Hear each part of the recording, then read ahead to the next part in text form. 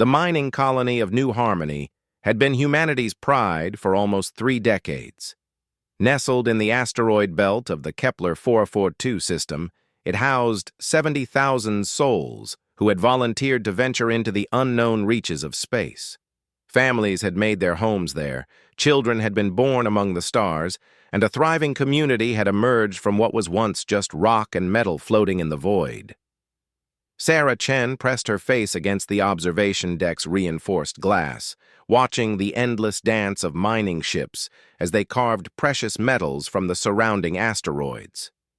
At 17, she had never known Earth, having been born on the station. This place, with its artificial gravity and recycled air, was all she had ever called home. The gentle hum of the life support systems was her lullaby, and the sight of ships coming and going was as familiar as sunrise had once been to her ancestors. "Another convoy's coming in," she called to her younger brother Marcus, who was hunched over his tablet in the corner, absorbed in some game that simulated ancient Earth warfare. The irony would become apparent soon enough. The convoy that approached wasn't human. Captain Elena Rodriguez noticed it first from the command center. 27 years of service had taught her to recognize every class of human vessel, and these ships matched nothing in her databases. They moved with a predatory grace, sleek and dark against the star field, their hulls reflecting no light as if they were carved from the void itself. "Unknown vessels, this is New Harmony Station. Please identify yourselves and state your intentions." Her voice carried the authority of someone who had commanded respect across 3 star systems, but the response that came back made her blood run cold. The alien voice was melodic, almost musical, but the words it spoke were in perfect, unaccented English. "Greetings, humans of New Harmony. We are the Zephyrian Collective. Your species has been selected for a demonstration." Before Rodriguez could ask what kind of demonstration, the first weapon fired. The energy beam that lanced from the lead alien vessel wasn't like anything humanity had encountered in their brief journey to the stars. It didn't explode or burn. Instead, it seemed to unravel the molecular bonds of whatever it touched. The outer mining platform, where 300 workers had been processing the day's haul, simply ceased to exist. One moment it was there, the next there was only empty space and expanding clouds of constituent atoms.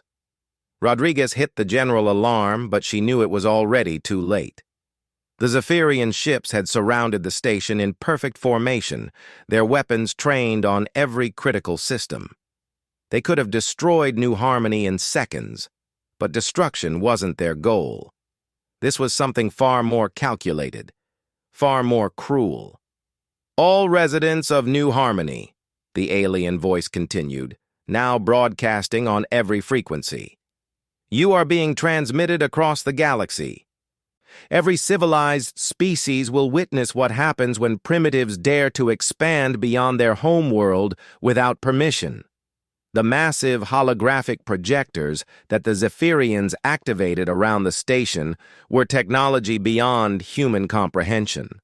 Across thousands of worlds, billions of beings tuned in to watch what would become known as the New Harmony Massacre. The aliens wanted an audience for their lesson about humanity's place in the galaxy. Dr. James Morrison, the station's chief medical officer, was in the middle of treating a miner's broken arm when the attack began. The man had been laughing about how he'd finally saved enough to bring his wife and daughter up from Earth when the lights flickered and the station shuddered. Morrison's hands were steady as he finished setting the bone, even as explosions echoed through the corridors outside his medical bay. "Doc, what's happening out there?" the miner asked, fear creeping into his voice. Morrison looked at his patient, a man who had worked 14-hour days for 5 years to afford passage for his family and chose kindness over truth. "Probably just a meteor shower hitting the shields. Nothing to worry about." But Morrison was worried. The sounds outside weren't random impacts. They were methodical, systematic. Someone was taking the station apart piece by piece, The first ground troops arrived through breaching pods that cut through the station's hull like hot knives through butter.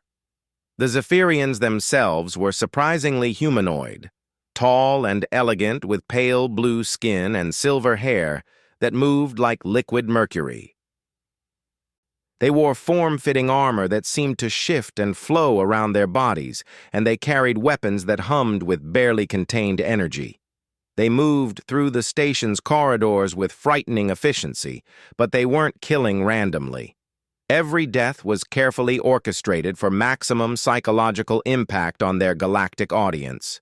They herded civilians into common areas, separating families and forcing them to watch each other's final moments. Sarah Chen found herself pressed against a bulkhead in the main plaza, her brother's hand clutched tightly in hers. Around them, nearly 1,000 other residents stood in terrified silence as Zephyrian soldiers took positions throughout the vast chamber.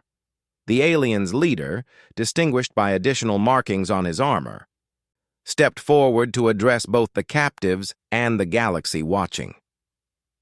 "Behold," he said, his voice carrying easily through the plaza, "the consequence of unchecked expansion. These creatures have spread to 17 systems in less than a century. Left unchecked, they will consume resources needed by superior races. What happened next would be burned into the memory of every species that witnessed it. The Zephyrians didn't simply execute their captives. They made it an art form, a demonstration of their technological superiority and casual cruelty. Some died quickly, their bodies simply shutting down as neural disruptors scrambled their brain chemistry. Others faced slower ends, their life force drained to power the very weapons that would kill their neighbors." Sarah watched her brother fall, his 12-year-old body crumpling as the life left his eyes. She tried to scream, but no sound would come. Around her, friends and neighbors she had known her entire life were dying in ways that defied comprehension. The Zephyrians made sure to pace themselves, drawing out the horror for their galactic audience. Captain Rodriguez died defending the command center, her sidearm useless against Zephyrian personal shields. Dr. Morrison died holding the hand of a young girl whose parents had already been killed, whispering stories of Earth's green fields and blue skies to comfort her in her final moments. The miners died thinking of families they would never see again. The massacre lasted 6 hours. The Zephyrians took their time, making sure that every death was recorded from multiple angles, broadcasted in crystal-clear resolution to their audience of billions. They provided commentary on human physiology, discussing the species' primitive emotional responses to trauma and death as if they were dissecting laboratory specimens. When it was over, 70,000 human beings were dead. New Harmony Station hung in space like a tomb, its corridors dark and silent. The Zephyrians gathered their equipment with the same methodical precision they had shown in their killing, preparing to depart for their next demonstration. But as their ships prepared to enter faster than light travel, they transmitted one final message to their galactic audience. "Let this serve as a warning to all species. Expansion without permission will result in extermination. The Zephyrian Collective maintains order in this galaxy." The transmission ended, leaving billions of beings across thousands of worlds in stunned silence. Some species sent messages of condolence to Earth. Others, more pragmatic, began calculating how to avoid drawing Zephyrian attention to themselves. A few, mostly younger species still clinging to ideals of justice and dignity, expressed outrage at what they had witnessed. Earth received the transmission 18 hours later, the signal carrying across the vast distances between stars to reach humanity's home world. In government buildings and military installations across the planet, officials watched the recording of their people's systematic slaughter with growing horror and rage. The president of the United Earth government stood in the Situation Room, surrounded by military advisors and intelligence officials, as the final frames of the massacre played on the main screen. The chamber was silent except for the soft hum of electronics and the barely audible sound of someone crying. How many ships do we have that can reach Zephyrian space? The president asked quietly. None equipped for this kind of engagement, sir, Admiral Harrison replied. Our exploration vessels aren't designed for combat against this level of technology. Then we build new ones? Sir, with respect, it could take decades to develop weapons capable of... The president turned to face his military leadership, and something in his expression made Admiral Harrison fall silent. Admiral, 70,000 of our people were just butchered for entertainment. Decades is too long. What the president and his advisors didn't know was that Earth had already begun responding to the Zephyrian threat. 3 minutes after the New Harmony transmission reached Earth, automated systems in the deepest bunkers of Antarctica had activated. Project Prometheus, a black-budget program so classified that only 7 people on Earth knew of its existence, began its final phase. For 20 years, humanity's best scientists had been preparing for exactly this scenario. Not specifically the Zephyrians, but the inevitable moment when humanity would encounter a hostile alien species with superior technology. The deaths at New Harmony weren't just a tragedy. They were the trigger for humanity's real introduction to galactic warfare. In orbital shipyards that didn't appear on any official records, construction began on vessels that would make the galaxy reassess everything they thought they knew about human capability. The Zephyrians had made one critical error in their demonstration. They had assumed that the scattered mining colonies and exploration ships they had encountered represented the full extent of human military potential. They were about to learn how wrong they were. The signal that went out from Earth 12 hours after the New Harmony broadcast was simple and reached every communications array in human space. It consisted of only 4 words, but every human who received it understood exactly what it meant. The Marines are coming. Colonel Marcus Reaper Thompson received the activation order while he was fishing on a quiet lake in Montana. The secure communicator hidden in his tackle box hadn't made a sound in 15 years, not since the day he'd been officially discharged from the Marine Corps and inducted into a program that didn't exist on any government roster. When it finally buzzed with an incoming transmission, he knew that the peaceful retirement he'd been enjoying was over. The message was brief. Prometheus protocol active. Report to Black Site Delta 7 within 24 hours. Thompson looked out across the serene water, watching the morning mist rise from the surface as the sun climbed higher in the sky. He'd caught 3 base already, and his wife would be expecting him home for lunch. But duty called, and Marcus Thompson had never been a man to ignore duty.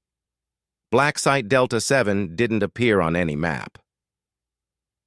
Located beneath a seemingly abandoned research facility in the Nevada desert, it was accessible only through a series of security checkpoints that could verify identity through methods that most people didn't know existed. Thompson's DNA, retinal patterns, brainwave signatures, and even the unique electromagnetic field generated by his cybernetic implants were all scanned and verified before the final blast door opened to reveal an elevator that descended nearly a mile into the Earth. The complex that stretched out before him was larger than most cities. Carved from solid rock and reinforced with materials that could withstand a direct nuclear strike, it had been under construction for 3 decades. This was humanity's insurance policy against an unknown but inevitable threat from the stars. "Welcome back, Colonel," said Dr. Elizabeth Warren, the woman who had recruited him so many years ago. She looked older now, grayer, but her eyes still held the same fierce intelligence that had convinced a young Marine to volunteer for an experimental program that might kill him. "I wish the circumstances were different." Thompson nodded, following her through corridors filled with activity. Personnel in military uniforms and lab coats moved with purposeful urgency, their faces set with grim determination. "I saw the broadcast. All of it. How long do we have?" "Intelligence suggests the Zephyrians will move against Earth within 6 months," Warren replied as they entered a massive briefing amphitheater. They believe they've adequately demonstrated human vulnerability. They'll want to finish what they started before we can develop countermeasures. The amphitheater was filled with familiar faces, men and women whom Thompson had served alongside in conflicts that had never been officially acknowledged. These were the survivors of Project Prometheus, the elite few who had volunteered to become something more than human in order to protect humanity's future. Captain Lisa "Ghost" Rodriguez stood as Thompson entered, her movements fluid and precise in a way that unnerved most people. The cybernetic enhancements that replaced her nervous system allowed her to process information and react to threats faster than any unmodified human ever could. She died 3 times during the enhancement process, but each time the medical team had brought her back, rebuilt her stronger than before. "Good to see you're still breathing, old man," she said with a grin that didn't quite reach her eyes. "Likewise, kid," Thompson replied. At 55, he was one of the older members of the team, but the genetic modifications he'd undergone had frozen his aging process at its biological peak. He could still outrun men half his age and had the reflexes of a predator. Major Chen Berserker Wu nodded from across the room, his massive frame enhanced with subdermal armor plating and redundant organ systems that made him nearly impossible to kill. During the modifications, his muscle density had been increased to superhuman levels, and his bone structure had been reinforced with carbon nanotube matrices. He could punch through steel plating with his bare hands and had once survived having his heart stopped for 40 minutes. These were humanity's secret weapons, warriors enhanced through technology that pushed the boundaries of what it meant to be human. But they were only the beginning. Dr. Warren activated the holographic display that dominated the center of the amphitheater, and images of sleek, predatory ships materialized in the air. These weren't human vessels, at least not by any conventional definition. They were something entirely new, designed using principles that humanity had reverse-engineered from wreckage found at archaeological sites that predated known civilization. The Hellhound-class assault ships, Warren announced, faster than anything the Zephyrians have, armed with weapons that can tear holes in space-time itself, and shielded by technology that makes them effectively invisible to conventional sensors. Thompson studied the ships with a professional eye. They were beautiful in the way that apex predators were beautiful, elegant, and deadly. "How many do we have operational?" 12, with enough modified Marines to crew them, Warren replied. Each ship carries a complement of 50 enhanced warriors, along with support staff and AI systems that can operate independently if necessary. The AI systems were perhaps the most controversial aspect of Project Prometheus. Created using neural patterns copied from deceased military personnel, they were artificial beings with the knowledge and experience of humanity's greatest warriors. They could think, plan, and adapt in ways that conventional computers never could. And they were absolutely loyal to humanity's survival. Lieutenant Sarah Phoenix Kim, one of the youngest members of the team, raised her hand. Her enhancements were primarily neural, allowing her to interface directly with computer systems and control multiple weapons platforms simultaneously.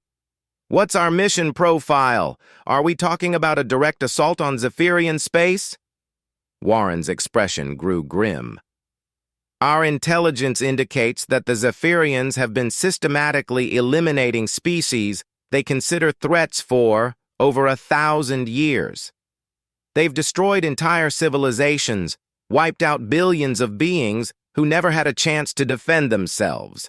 Our mission is simple. We're going to return the favor." The next several hours were spent in detailed tactical planning. The enhanced Marines studied star charts, weapon specifications, and intelligence reports on Zephyrian technology and tactics. What emerged was a picture of a species that had become complacent through millennia of unchallenged dominance. They were powerful, but they had grown predictable. Their greatest weakness, explained Dr. Marcus Steinberg, the project's chief scientist, is their arrogance. They've never faced an enemy that could match their technological capabilities. They've certainly never faced an enemy that could exceed them. The weapons that humanity had developed were beyond anything currently known to galactic civilization. Gravitational pulse cannons that could crush ships like empty cans. Quantum torpedoes that existed in multiple dimensions simultaneously, making them impossible to intercept. And most terrifying of all, the reality bombs that could literally erase matter from existence. But technology was only part of the equation. The real advantage lay in the enhanced Marines themselves. Each warrior had been modified not just physically, but mentally and emotionally as well. They could function in environments that would kill normal humans, survive injuries that should have been fatal, and most importantly, they could think and react faster than any natural being. Staff Sergeant Miguel Wraith Santos flexed his new arm, still getting used to the cybernetic replacement he'd received after losing the original in a training accident. The new limb was stronger than his biological arm had ever been, equipped with micro-tools and weapon systems that could extend from concealed compartments. How do we know the enhancements will work against alien physiology? Dr. Warren pulled up another holographic display, this one showing detailed anatomical scans of Zephyrian corpses recovered from various battlefields across the galaxy. We've been studying them for longer than they know. Every enhancement you've received has been tested against their biology. You're not just their equals, you're designed to be their superiors. The truth was more complicated than Warren was letting on. The enhancements that the Marines had undergone were based on technology found in ruins that predated human civilization by millions of years. Somewhere in humanity's distant past, another species had walked the Earth, and they had left behind tools and knowledge that defied understanding.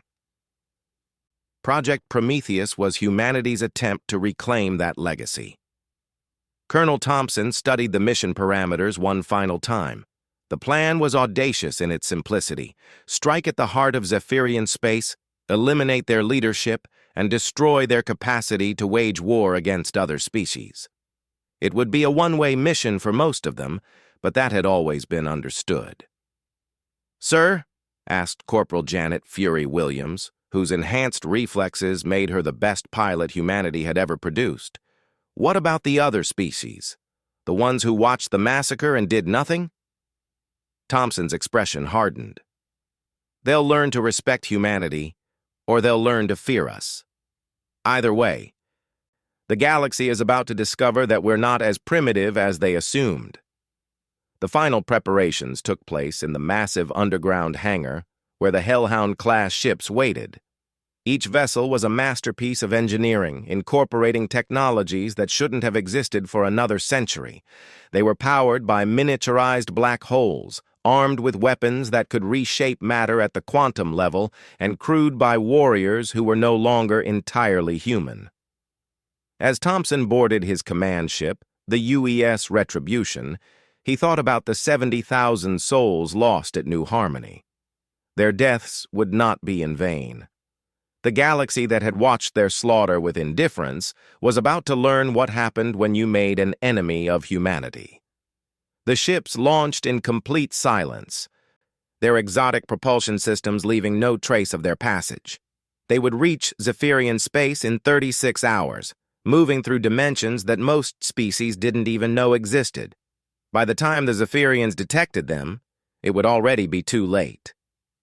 In the depths of space, 12 ships carried humanity's enhanced children toward a confrontation that would reshape the balance of power in the galaxy. The Zephyrians had wanted to demonstrate humanity's weakness to the galaxy. Instead, they had awakened something that had been sleeping in humanity's genetic code for millions of years. The galaxy was about to meet the real human race. The Zephyrian High Command had gathered to celebrate another successful demonstration. In the crystalline spires of their capital city on Zephyr Prime, The governing council reviewed footage from the New Harmony massacre with the satisfaction of teachers who had delivered an effective lesson. Supreme Commander Vex High stood before the assembly, his silver hair flowing in the artificial breeze that constantly circulated through the chamber. "The human response has been predictable," he announced to the assembled leadership. "Their exploration fleets have withdrawn to their core systems, and their communications traffic suggests panic and despair. Within one standard cycle, we will move to eliminate their homeworld and end this primitive expansion." What the Zephyrians didn't know was that human technology had advanced far beyond their understanding of stealth capabilities. The 12 Hellhound-class ships had entered their space undetected, using quantum phase technology that rendered them invisible to conventional sensors. They moved like ghosts through the outer system, gathering intelligence and preparing for an assault that would shatter Zephyrian confidence forever. Colonel Thompson stood in the command center of the UES Retribution, studying the tactical displays that showed Zephyrian fleet positions throughout their home system. The aliens had grown complacent over centuries of unchallenged dominance, leaving their most important installations poorly defended. They had never faced an enemy capable of striking at the heart of their empire. "Ghost, what's the status on the planetary defense grid?" he asked Captain Rodriguez, who was interfacing directly with the ship's AI systems through neural implants that allowed her to process information at superhuman speeds. 47 automated defense platforms in high orbit," she reported without looking up from her console. "Each one armed with the same energy weapons they used at New Harmony. Their targeting systems are sophisticated but predictable. I can map safe approach corridors for all 12 ships." Major Wu moved up beside Thompson, his enhanced frame making the deck plates vibrate slightly with each step. "Sir, I'm reading massive civilian populations on the planet's surface. Billions of Zephyrians who had nothing to do with the massacre." Thompson's expression remained stone cold. "They watched 70,000 humans die for entertainment, Berserker. Every single one of them. They cheered while children were murdered in front of their parents." He paused, considering the tactical situation. "But we're not them. Military targets only, unless they give us no choice." The first phase of the assault began with surgical precision. Lieutenant Kim used her neural interface to hack into the Zephyrian communication network, feeding false data to their sensors while simultaneously mapping their command and control infrastructure. What she found surprised even her enhanced intellect. "Colonel, you need to see this," she called out, her voice tight with barely controlled anger. "I'm reading data archives that go back millennia. The Zephyrians haven't just been eliminating primitive species. They've been systematically destroying any civilization that shows signs of technological advancement. We're talking about hundreds of extinct species, billions of murdered beings." The revelation hit the crew like a physical blow. They had come here seeking vengeance for New Harmony.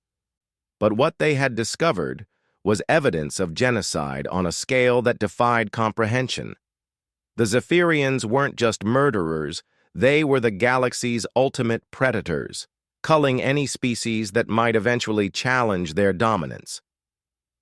"Wraith, what's your assessment of their fleet capabilities?"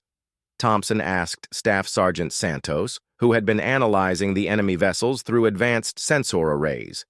Santos called up a holographic display showing the sleek Zephyrian warships that patrolled their home system. "They're fast and well-armed, but their designs haven't changed in centuries. They've had no reason to innovate because they've never faced serious opposition.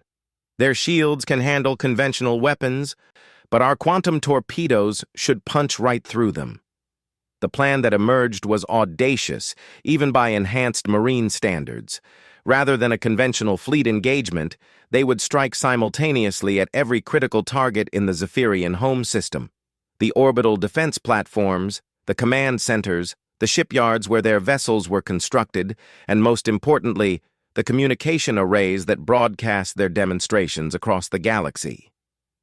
"Phoenix, I want you to hack into their broadcast network," Thompson ordered. "When we hit them, I want every species in the galaxy to see exactly what happens when you murder humans. The assault began at 0347 ship time. The Hellhound-class vessels dropped out of quantum phase simultaneously, appearing in 12 different locations throughout the Zephyrian system like materializing nightmares. Their weapons opened fire before the aliens even realized they were under attack. The UES Retribution targeted the primary orbital defense station, a massive structure that had protected Zephyr Prime for over 1,000 years. Thompson watched through the main viewer as their gravitational pulse cannon tore the station apart, not through explosive force, but by literally crushing it under artificially generated gravity fields. The ancient structure collapsed in on itself like a dying star, leaving nothing but expanding debris. Captain Rodriguez piloted her ship, the UES Vengeance, through the middle of a Zephyrian patrol fleet, her enhanced reflexes allowing her to dodge energy beams that moved at nearly the speed of light.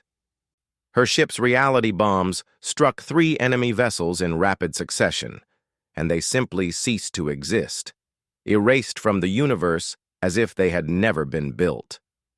Major Wu led the ground assault on the primary command center, his team of enhanced Marines moving through the crystalline corridors of the Zephyrian capital like unstoppable forces of nature. The aliens who tried to stop them discovered that their energy weapons had little effect on warriors whose bodies had been reinforced with materials that didn't exist in nature. Wu himself crashed through a blast door that was designed to stop heavy vehicles, his enhanced strength making the barrier as effective as tissue paper. The Zephyrian commanders on the other side reached for weapons that would never fire, as Wu moved faster than their nervous systems could process. In less than 30 seconds, the supreme leadership of an empire that had dominated the galaxy for millennia was dead. But the most important target was the broadcast center, where the Zephyrians transmitted their demonstrations to their galactic audience.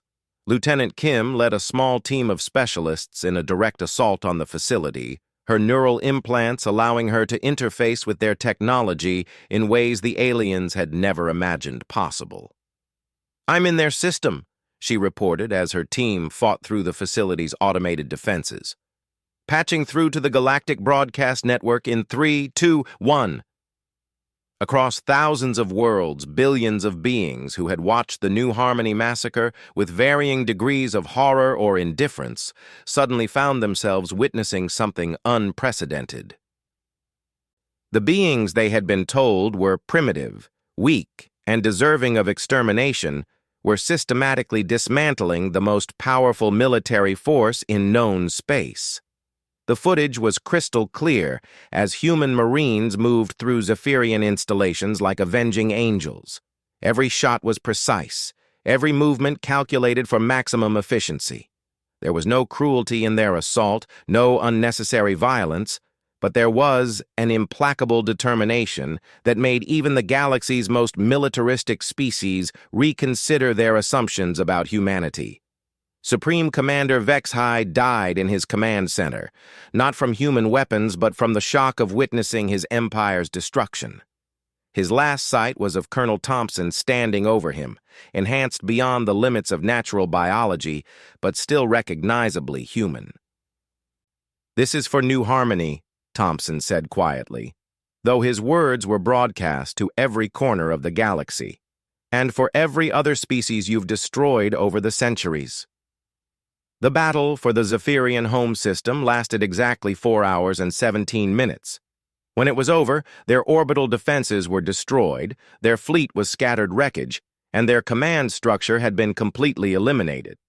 But the human Marines hadn't stopped there. Using the Zephyrians' own archives, they had located every military installation, every weapons factory, and every research facility dedicated to developing more efficient methods of genocide. One by one, these targets were eliminated with surgical precision, their quantum torpedoes leaving no trace that they had ever existed. As the 12 Hellhound-class ships prepared to depart Zephyrian space, Thompson activated the captured broadcast system one final time. His image appeared on screens across the galaxy, the face of a species that had just announced its arrival as a galactic power in the most dramatic way possible. "To every species watching this broadcast," he began, his voice carrying across light years to reach civilizations that had never heard of humanity before today. "My name is Colonel Marcus Thompson of the Human Colonial Marines. 6 days ago, the Zephyrian Collective murdered 70,000 human civilians and broadcast their deaths for your entertainment." The camera pulled back to show the devastation wrought across the Zephyrian home system. The debris of a once mighty empire floating in the void like a monument to the consequences of underestimating humanity. "Today, the Zephyrian Collective no longer exists," Thompson continued. "Their leadership is dead, their fleet is destroyed, and their capacity to threaten other species has been permanently eliminated. We have also recovered their archives, which contain evidence of genocide committed against hundreds of species over the past millennia." The implications of that statement rippled across the galaxy as species that had lived in fear of Zephyrian retaliation realized that their oppressors were gone forever. But Thompson wasn't finished. "Humanity is hereby serving notice to every species in the galaxy. We will not tolerate the deliberate targeting of civilian populations. We will not accept the doctrine that might makes right. And we will not allow another new harmony to happen to any species, anywhere, ever again."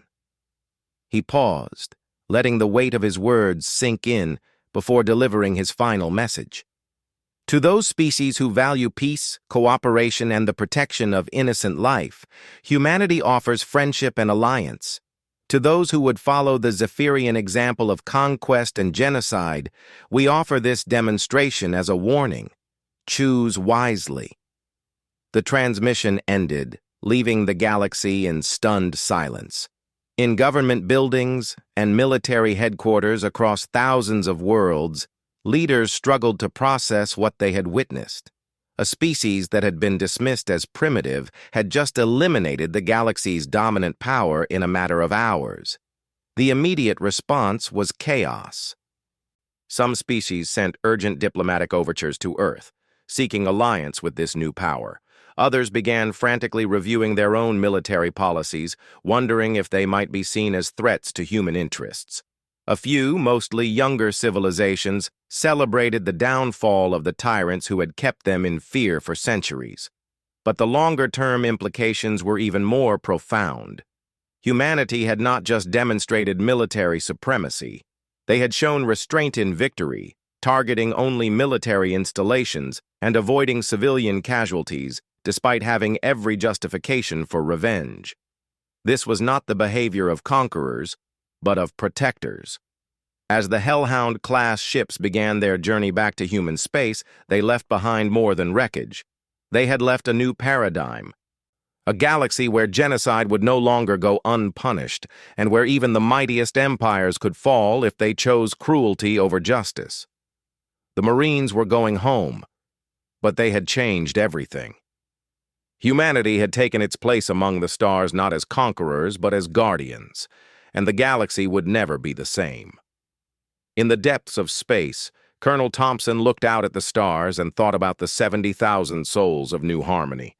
Their deaths had been avenged, but more than that, their sacrifice had awakened something in humanity that would protect countless others from suffering the same fate. The galaxy had learned what happened when you killed humans on galactic broadcast. The Marines had been Earth's answer, and that answer had been heard across the stars.